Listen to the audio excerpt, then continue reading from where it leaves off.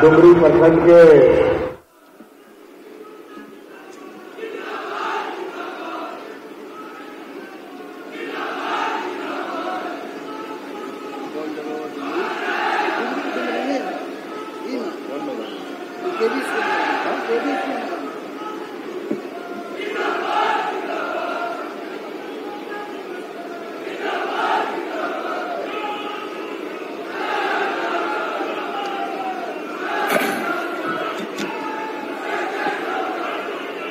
आज यहां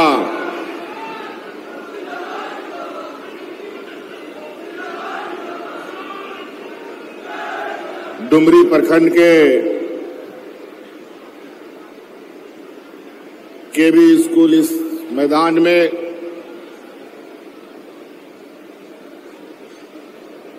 सरकार के द्वारा विभिन्न योजनाओं के शिलान्यास, उद्घाटन और यहां उपस्थित लगभग 15,000 से अधिक लोगों को परिसंपत्ति वितरण कार्यक्रम में हमारा साथ यहां उपस्थित मंच पर हमारे मंत्री सहयोगी हफीजुल हसन जी,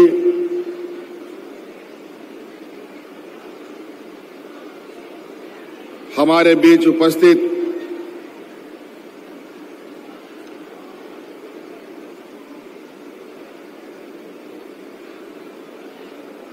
हमारे प्रिय और आदरणीय स्वर्गीय जगन्नाथ महतो जी की धर्मपत्नी सह हमारी सहयोगी मंत्री बेबी देवी जी,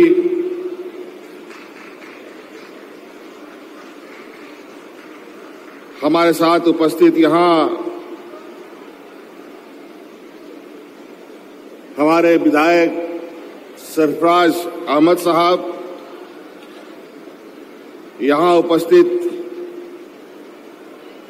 लोकप्रिय विधायक विनोद सिंह जी, यहां उपस्थित योगेंद्र प्रसाद महतो जी,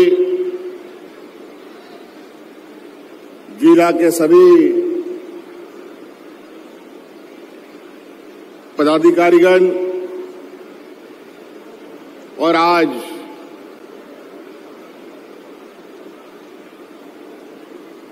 इस कार्यक्रम में आए हुए हमारे ग्रामीणों, स्कूल की छात्र छात्राएं, किसान भाइयों, बड़े बुजुर्ग, माताएं बहनें, आप सबको आज इस कार्यक्रम में आने के लिए मेरी ओर से बहुत बहुत अभिनंदन करते हुए अपनी ओर से जोहार करता हूं।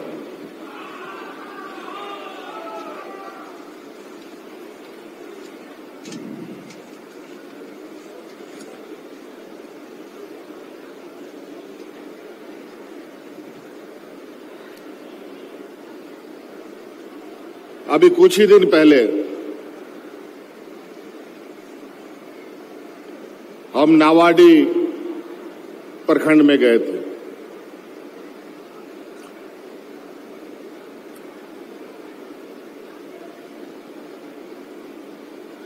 और आज आदरणीय स्वर्गीय जगन्नाथ महतो जी का ही ये विधानसभा क्षेत्र है। इस क्षेत्र में सरकार के द्वारा भव्य कार्यक्रम और बड़े पैमाने पर शिलान्यास, उद्घाटन कार्यक्रम और परिसंपत्ति यहां बंटनी है। और ऐसे ही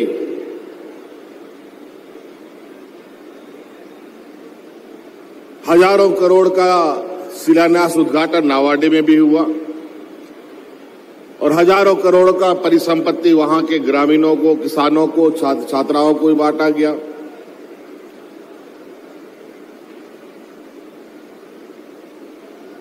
कई लोगों को तो हमने अपने हाथों से दिया।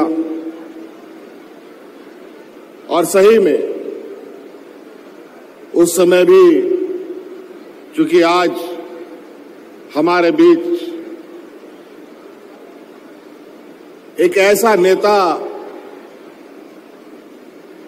हम लोग के इस मंच पर नहीं है,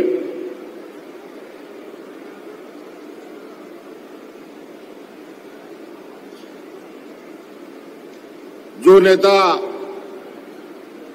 यहां के मूलवासी, यहां के आदिवासी, यहां के झारखंड के लोगों के लिए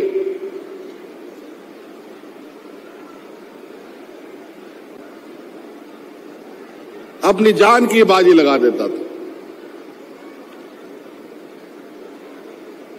और इस कदर झारखंडी पहचान को लेकर उसके रगों में खून दौड़ता था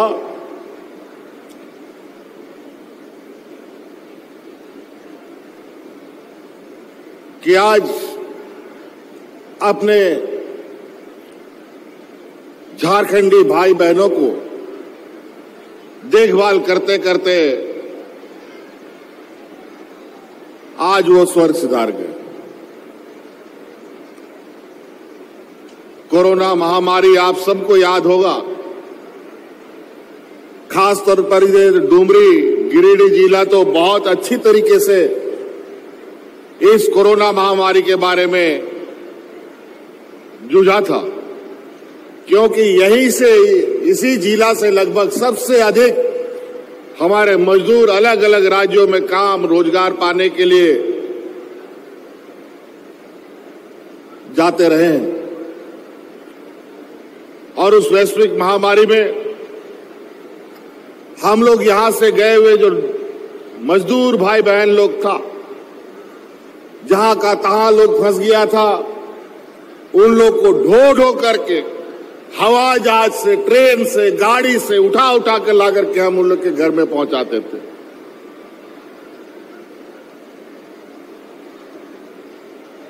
देश में पहला ये राज है कोरोना के समय में, जहां अपने मजदूरों को, अपने भाई बहनों को हम अलग अलग राज्यों से और देश से बाहर से भी लोगों को लाने का काम कर रहे थे। यूं समझिए कि जिस कोरोना महामारी में लोगों को अपने घर में पनाह नहीं मिलता था, हम उस कोरोना को ढो कर करके अपने राज्य में ला रहे थे।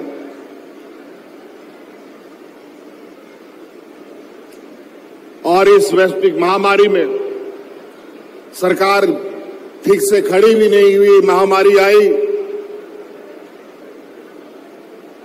समझ में नहीं आता था कि इस महामारी से लड़ाई कैसे लड़ी जाए, इसका जंग कैसे जीता जाए। विगत 20 वर्षों में न स्वास्थ्य व्यवस्था इस राज्य में मजबूत हो पाया, न यहां की गरीबी हट पाई, न यहां के लोगों को रोजगार मिल पाया। और इसीलिए लोग भूखे मरने के लिए भी मजबूर होते थे और दवाओं के अभाव से भी लोग मरते थे। लेकिन आज जगन्नाथ दास जैसे मंत्रियों के वजह से और पूरा हमारा मंत्रिमंडल रात दिन सजग रहते हुए इस राज्य के लोगों का देखभाल करता रहा। नतीजा तो ये हुआ कि यहां के लोगों को तो हम और इस राज्य को अफरा तफरी होने से तो बचा लिए, लेकिन आज इस कोरोना ने हमारे दो मंत्री को निगल लिया। आज हमारे साथ हफीजुल हसन विधायक और मंत्री भी हैं। इसके पिताजी भी हमारे साथ मंत्री थे, हुआ करते थे, बुजुर्ग थे, लेकिन आंदोलनकारी थे। रोके तो उनको कौन रोके। हमने लाख मना किया कि इस महामारी में आप बुजुर्ग व्यक्ति हैं, बाहर मत जाइए, लेकिन कोरोना ने उसको आखिरकार अपने लपेट में ले लिया और उनका इंतकाल हो गया। लेकिन ये लड़ाई हम हारे नहीं, ये लड़ाई बदस्तूर जारी रही। हफीजुल के जगह हाजी साहब के जगह हमने हफीजुल को मंत्री बनाया, बिना विधायक बनते हुए हमने मंत्री बनाया और इस जंग में शामिल किया। और आज वही स्थिति हो गई यहां पर डुमरी विधानसभा के साथ। बड़े भाई जगन्नाथ दा, कोरोना ने तो उनको निगल ही चुका था, बहुत मशक्कत से उनको हम बचा के लेके तो आए एक बार, लेकिन वो आप का प्यार और आपके तकलीफों के आगे उनका सारा दर्द फीका पड़ता। हम तो कई बार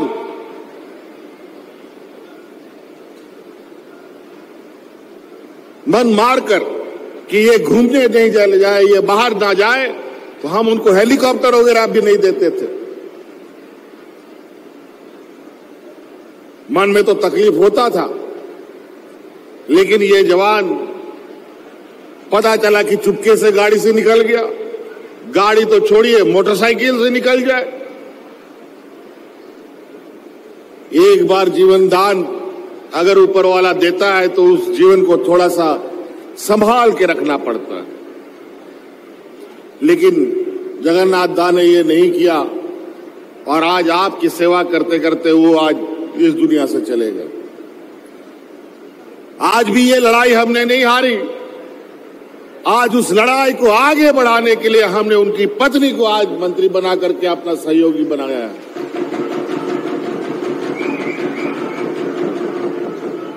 अब हमने तो इनको अपना इस लड़ाई का एक हिस्सा बनाया, लेकिन इनको और ताकत की आवश्यकता है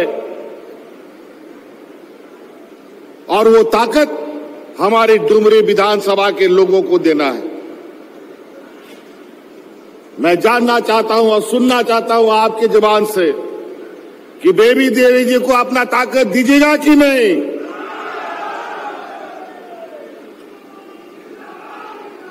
बहुत बहुत धन्यवाद। आज यहां पर लगभग 725 करोड़ का दाएं और बाएं आप देख रहे हैं,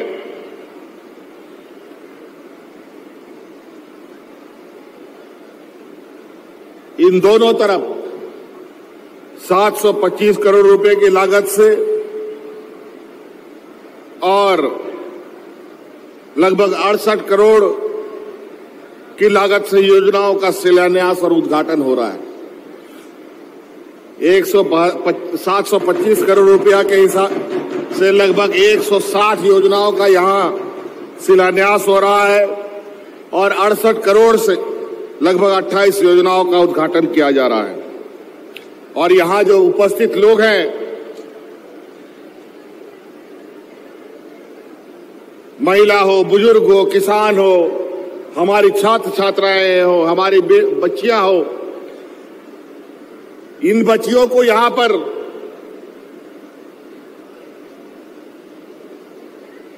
सरकार क्या काम कर रही है उनके लिए,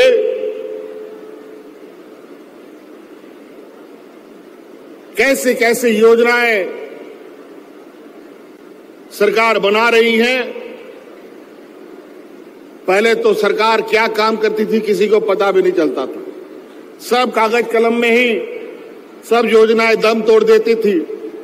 और आज सरकार सिर्फ काम ही नहीं कर रही है, बल्कि गांव-गांव में, पंचायत में सरकार आपके द्वार के माध्यम से योजनाओं को पहुंचाने का भी काम कर रही है।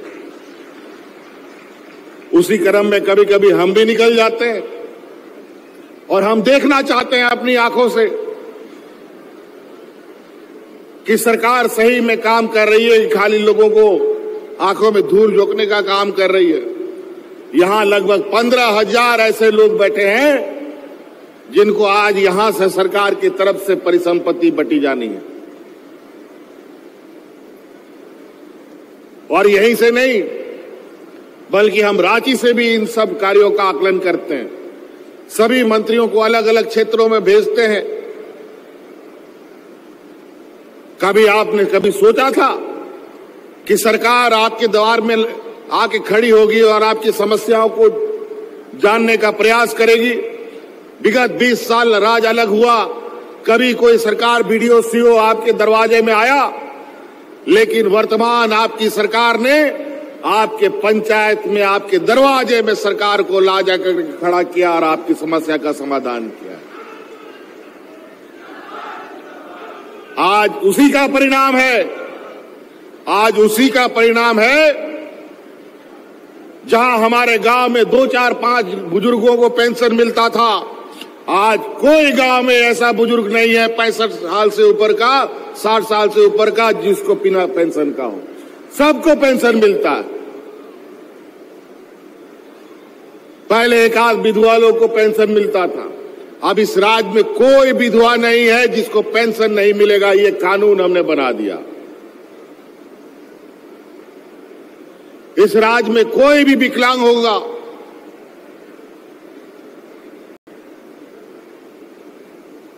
सभी विकलांग को पेंशन देने का कानून हमने बनाया। और तो और कुछ किस्मत का भी बहुत मारा लोग है धरती के अंदर। बहुत सारे ऐसे महिलाएं हमारे राज्य में हैं जिसका पुरुष ना जाने कहां चला गया, पता नहीं चलता है, या उसको छोड़ के चला गया। उस परित्यागता महिला को भी हम पेंशन देंगे, ये कानून हमने बना दिया।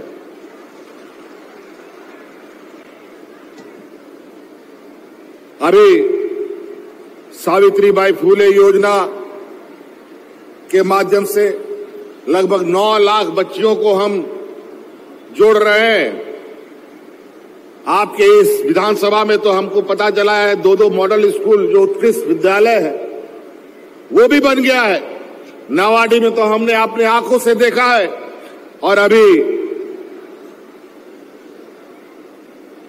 बलथरिया गांव में भी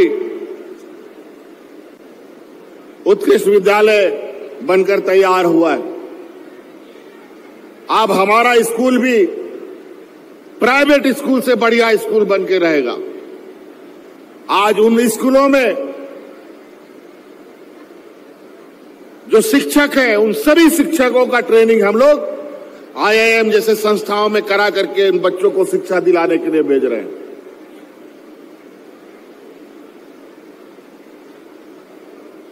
पहले एक स्कूल में एक महाशय 50-60 बच्चों के बीच में सारे चीजों उसी को देखना है, लेकिन अब ऐसा नहीं है। आप बिल्कुल प्राइवेट स्कूलों के तर्ज पर सभी विषयों का शिक्षक होगा, उसका प्रिंसिपल भी होगा, वाइस प्रिंसिपल भी होगा। और प्राइवेट स्कूल की जैसे स्कूलें चलती है वहां खेल का विषय भी होगा, संगीत का भी विषय होगा, और उन स्कूलों में खेल की सामग्री भी हम लोग उपलब्ध कराएंगे ताकि जैसा प्राइवेट स्कूलों में बच्चों को प्रतियोगिता में जाना पड़ता है उसमें भी ये हिस्सा ले सके। खेल को लेकर के भी हम लोग इस राज्य को नए आयाम दे रहे हैं। आपने सुना होगा पोटो खेल मैदान बनाने का काम पंचायत स्तर पर चल रहा है। अब गांव-गांव में हम लोग कंपटीशन करवाते हैं। अभी कुछ ही महीना पहले पूरे राज्य में हम लोगों ने मुख्यमंत्री कप का कार्यक्रम आयोजित किया था। गांव के स्तर पर खेल का कार्यक्रम आयोजित हुआ और जितने बच्चे लोगों ने हिस्सा लिया उन सभी बच्चों को जर्सी दी गई थी और लगभग 80,000 से अधिक बच्चों ने इस खेल में हिस्सा लिया था।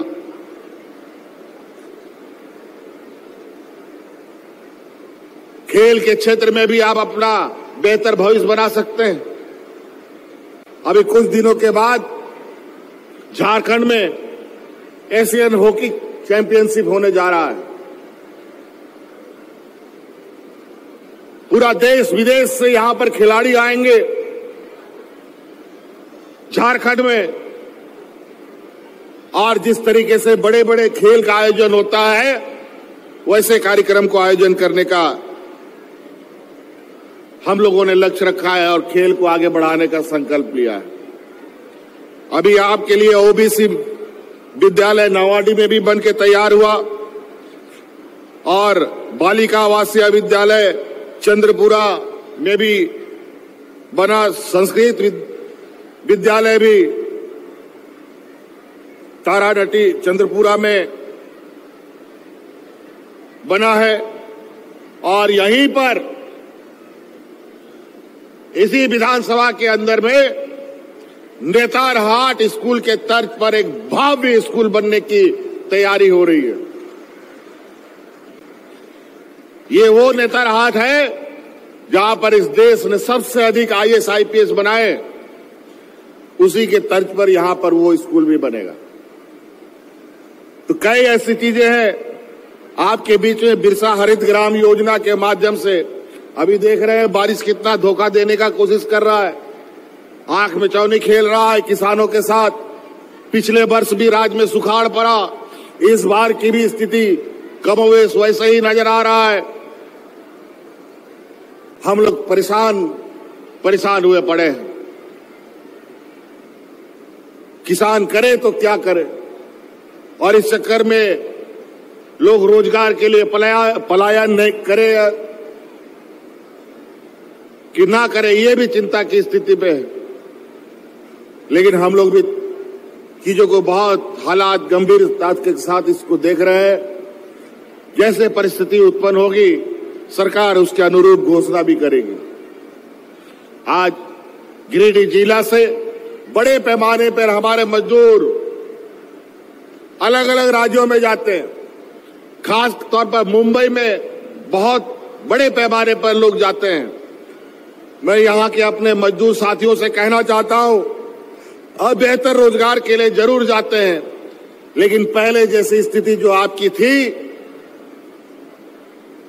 कि आप वहां गए तो आपको वहां पर कोई पूछने वाला नहीं है, आपके ऊपर कोई मुसीबत आ जाए तो कोई पूछने वाला नहीं होता था। अब वो समय बदलने जा रहा है। सरकार ने महाराष्ट्र सरकार के साथ एक इकरारनामा किया है, वहां पर मजदूरों के लिए एक व्यवस्था, एक भव्य बिल्डिंग बनाने का काम किया जाएगा। जहां आपकी समस्या होगी आप वहां ले जाकर के शिकायत कर सकते हैं। बल्कि एक पदाधिकारी को भी वहां हम लोग डिप्यूट करने का काम करेंगे।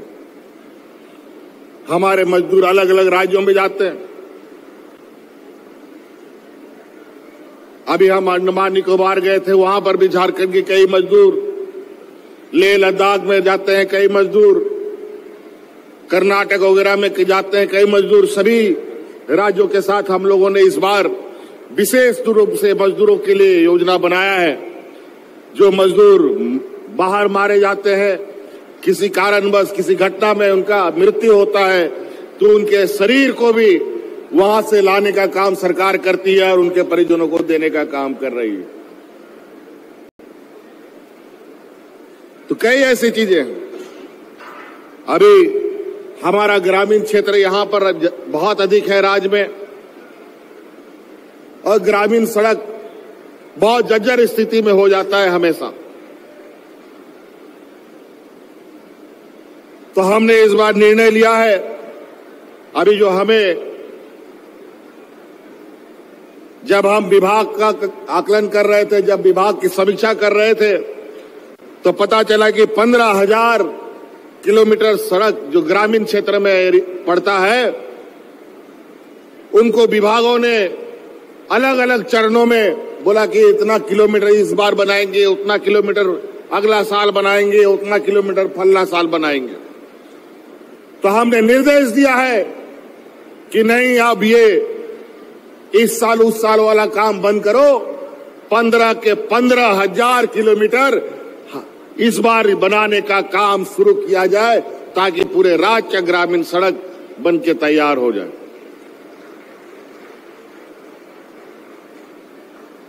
अभी आपको यहां से कई योजनाएं, मुख्यमंत्री रोजगार सृजन योजना के माध्यम से आप सबको विभिन्न तरीके के स्वरोजगार अपना कर सकते हैं। महिला हो या पुरुष हो, आप लोग को जो भी काम करना है, बैंक में आप जाते हैं, बैंक में आपको कितना लोन मिलता है, बैंक कितना आपको मदद करता है, वो आप सबको पता है।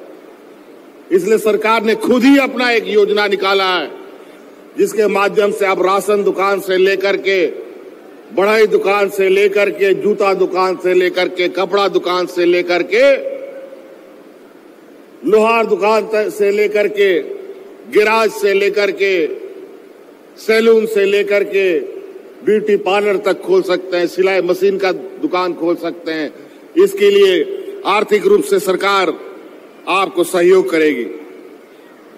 ग्रामीणों को कैसे हम अधिक से अधिक सरकार के योजनाओं का लाभ दें और उसका अधिक से अधिक आप उससे फायदा ले सकें। सभी गांव के लोगों को ये जानना चाहिए कि सरकार अभी 100 यूनिट बिजली आपको फ्री दे रही है।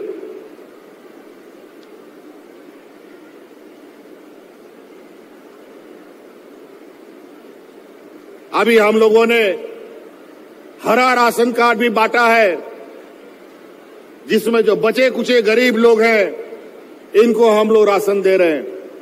लेकिन बड़ा दुर्भाग्य की बात है, जो हमारे विपक्ष के लोग हैं,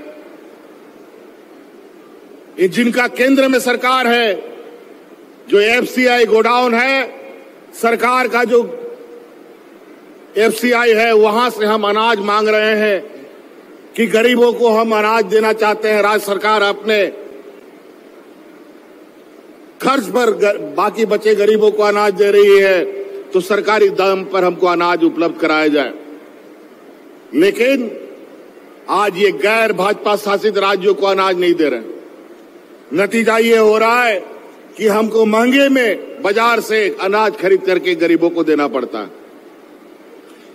ऐसे पक्षपात होते हैं हमारे साथ, और गरीबों के साथ तो हमेशा पक्षपात हुआ है। वही तो 20 साल में हमने देखा, ऐसे लोगों के हाथ में इस राज का बागडोर रहा, जो लोग इस राज को खोखला कर दिया, लोगों को भूखा मरने पर मजबूर कर दिया। तभी तो हम लोगों ने पूरी ताकत लगाकर एक झारखंडी सरकार बनाने का काम किया। आज हम लोगों ने सरना धर्म कोड पारित करके दिल्ली भेजा, उसको भी ठंडा बस्ता में डाल दिया। 1932 का खतियान आधारित स्थानीय नियोजन नीति बनाया, तो ये लोग कोर्ट कचहरी जा करके इन लोगों ने हमारे कानून को रद्द करवाने का काम किया। यही भाजपा आजसू का लोग, यही तिगड़ी जो लोग झारखंडी धुआई देते हैं, अपने छोटे छोटे समूह को खड़ा करके एक दिग्भ्रमित करने का काम करता है। और आज पहली बार हम लोगों ने जेपीएससी में रिकॉर्ड तोड़ लोगों को रिकॉर्ड समय से पहले परीक्षा फल निकाल करके नियुक्ति कर दिया और वीडियो सीओ कलेक्टर बना करके तैनात भी कर दिया। पहले तो 10-10 साल होता था एक परीक्षा का रिजल्ट निकालने के लिए। अभी पहले तो जो भी वैकेंसी निकलता था, सभी वैकेंसी का कोई ना कोई क्वेश्चन पेपर लीक हो जाता है और रिजल्ट प्रकाशित नहीं होता है।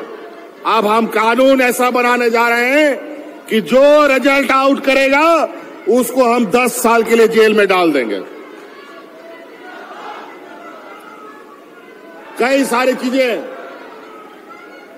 तो इसलिए बहुत सारे लोग, हमारे पारा शिक्षक भाई जो सड़कों में 11 महीना से 12 महीना तक रहता था, आज सभी पारा शिक्षक स्कूलों में बच्चों को पढ़ा रहे हैं। आंगनबाड़ी सेविका, सहायिका हो, उनकी मानदेय बढ़ोतरी की बात हो, इन सभी लोगों का हम लोगों ने एक समयबद्ध तरीके से उनका समस्या का निदान किया। क्यों नहीं 20 सालों में किया? क्यों नहीं 20 सालों में यहां पर बुजुर्गों को पेंशन दिया? क्यों नहीं यहां के विकलांगों को दिया? क्यों नहीं विधवाओं को दिया? आज स्वरोजगार के मामले में आज जिस तरीके से लोग आगे आ रहे हैं, नौकरी जिनको पाना है वो नौकरी पाएंगे, जिनको नौकरी नहीं पाना है वो स्वरोजगार से अपना रोजगार सृजन कर सकते हैं। लेकिन समस्या 20 साल का समस्या, 2 साल हम लोग कोरोना में रहे, उसके बावजूद हम लोगों ने जो लंबी लकीर खींची है, उस लकीर को छूने के लिए हमारे विपक्षों को 7 जन्म लेना पड़ेगा। मैं जानता हूं अभी वर्तमान स्थिति में कई समस्याएं हैं राज्य में।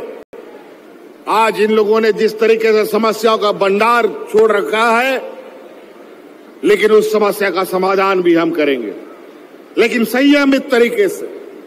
सभी झारखंडी भाई बहनों को मेरा ये आग्रह है, हम हर वो क्षेत्र में, और ये सरकार अंधी बहरी गूंगी नहीं है, सरकार सबकी बात सुनती है और संवेदनाओं के साथ और नियम संगत उसका समाधान भी करती है। आज इसीलिए कई समस्याएं, आज हमारे पुराने पेंशन वाले की बात हो, हमारे कर्मचारियों का, पूरा देश में ये लोग आंदोलन करते रहे। ये देश का पहला राज्य है जहां कर्मचारियों को पुनः पुरानी पेंशन बहाल करने का काम किया गया। उसके बाद कई राज्यों ने पीछे पीछे पुरानी पेंशन को लागू किया, लेकिन सरकार का एक हर चीज का सीमा है। सरकार को सभी चीजों को देखना है, एक नजर से, एक बराबर सबको देखना है। इसीलिए बातें बहुत है, हम और सारे कार्यक्रमों में आके बाकी बातों करेंगे। आप लोग भी बहुत देर से आए हैं, हमें और भी कार्यक्रमों में जाना है। अभी बहुत सारे लगभग 15,000 लोगों को यहाँ परिसंपत्ति बांटनी है, तो कई वक्त लगेगा। तो मैं इन्हीं बातों के साथ अपनी बातों को समाप्त करना चाहूंगा और एक नारा जोरदार से लगाएं, हमारे स्वर्गीय वीर जगन्नाथ महतो जी के लिए। वीर जगन्नाथ महतो अमर रहे, वीर जगन्नाथ महतो अमर रहे, वीर जगन्नाथ महतो अमर रहे। धन्यवाद। जोहार।